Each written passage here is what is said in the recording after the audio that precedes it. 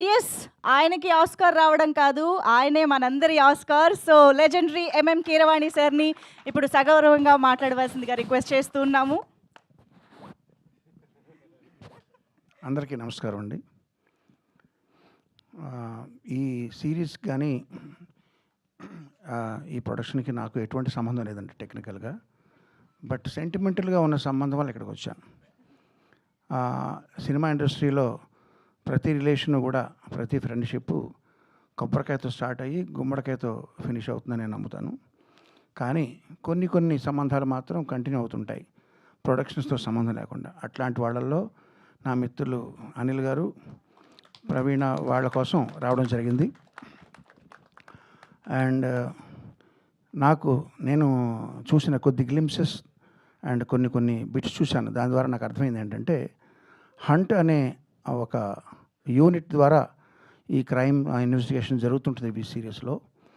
ఆ హంట్ సంగతి ఎలా ఉన్నా, ఆ హంట్ సాకుతో ప్రతి ఎపిసోడ్లోనూ చాలామంది కొత్త ఆర్టిస్టులను పరిచయం చేస్తున్నామండి అని చెప్పారు నాకు. సో ఆ హంట్ మూలకంగా టాలెంట్ హంట్ అనేది సైడ్ బై సైడ్ జరుగుతున్నందుకు ఆనందంగా ఉంది. ఎందుకంటే ఇండస్ట్రీకి చాలామంది కొత్త వాళ్ళు రావాలి. అట్లాగే కొత్త మ్యూజిక్ డైరెక్టర్ సుహాస్ కూడా నా ఆల్ ది బెస్ట్. విన్నాను కొన్ని అతని బిట్లు చాలా బాగున్నాయి. అండ్ అంతేనండి. ఇది ఆల్రెడీ #1 స్ట్రీమింగ్లో ట్రెండింగ్లో ఉందని తెలిసింది. All the best Nandini and Aditya Hotstar టీమ్కి. చివరగా ఒక హుక్ లైన్ అడిగారు. పాటల్లో హుక్ లైన్స్ ఉంటాయి కానీ ఇలాంటి సభల్లో హుక్ లైన్స్ ఉండవు. బట్ స్టిల్ అడిగారు కాబట్టి చెప్తున్నాను. హర్ష గారు ఆయన లాంగ్ లీవ్ పెట్టి డిఎస్పీగా చేస్తూ వచ్చి ఆయన అనుభవాలన్నీ రంగరించి వీటిలో ఈ క్రియేటివ్ ప్రాసెస్లో ఆయన మేజర్ షేర్ ఆయన తీసుకుంటున్న సందర్భంలో నాకు బాగా గుర్తొస్తుంది ఏంటంటే, నేను చిన్నప్పుడు కొమ్మూరు సాంబశివరావు గారి డిటెక్టివ్ నవల్స్ చదివానండి. అవన్నీ కూడా బ్రెయిన్ ఉపయోగించి ఒక కేసును సాల్వ్ చేసే విధంగా ఉంటాయి ఆయన రాసేవన్నీ కూడా. అట్లా కాకుండా మధుబాబు గారు, షాడో ఇట్లాంటివన్నీ అవన్నీ యాక్షన్ ఓరియంటెడ్గా ఉంటాయి. నేను ఈ సిరీస్లో బ్రెయిన్కి పని ప్లస్ యాక్షన్ కూడా మెండుగా ఉంటుందని నేను విశ్వసిస్తున్నాను. రాను ఇంట్రెస్టింగ్గా ఉంటుందని నమ్ముతున్నాను. అండ్ సీనియర్ పోలీస్ అధికారి పేరవారం రాములు గారు రాసిన బుక్ నాకు చాలా ఇష్టం అండి. పోలీసు చమత్కారాలు అని ఒక బుక్. అందులో ఆయన రియల్ లైఫ్ ఇన్సిడెంట్స్ని ఆయన కొంచెం ఫిక్షన్ జోడించి చమత్కారంగా రాశారు. మీరు ఎవరైనా చదవండి, చాలా బాగుంటుంది బుక్. సో అదేవిధంగా ఆయన అనుభవాలు దీనికి పనిచేస్తాయని ఆయన చెప్పారు. చాలా సంతోషంగా ఉంది.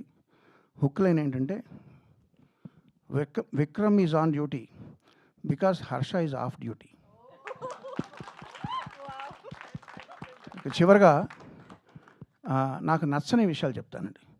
అనిల్ గారు అంతా బాగానే ఉంది కానీ ఆ బయట కటౌట్లు, ఆ పోస్టర్లు అవన్నీ నాకు ఇష్టం ఉండదండి. వాటి మీద వాడే కాస్తంత డబ్బు సేవ్ చేసి, ఇందాక బొకే ఇచ్చారు, అవన్నీ తోటలో కాసే పువ్వులు ఇలా తీసుకుని ఇలా పాడేస్తాం. వాటి మీద వేస్ట్ చేయకుండా ఆ మనీ సేవ్ చేసి మీరు ఉప్మా పెసరట్టు చేయించి ఇంట్లో పిలిస్తే వస్తాం. అదేనా కొంచెం వంట పడుతుంది అదంతా. ఈ పోస్టర్లు ఇవన్నీ మనకి ఎందుకండి? కటౌట్లు, పోస్టర్లు ప్లీజ్ ఇక మీద మీరు ఆపేస్తారని నేను ప్రగాఢంగా విశ్వసిస్తూ, all the best to the team, all the best to Gnapika and Hotstar. Thank you sir. Thank you so much sir.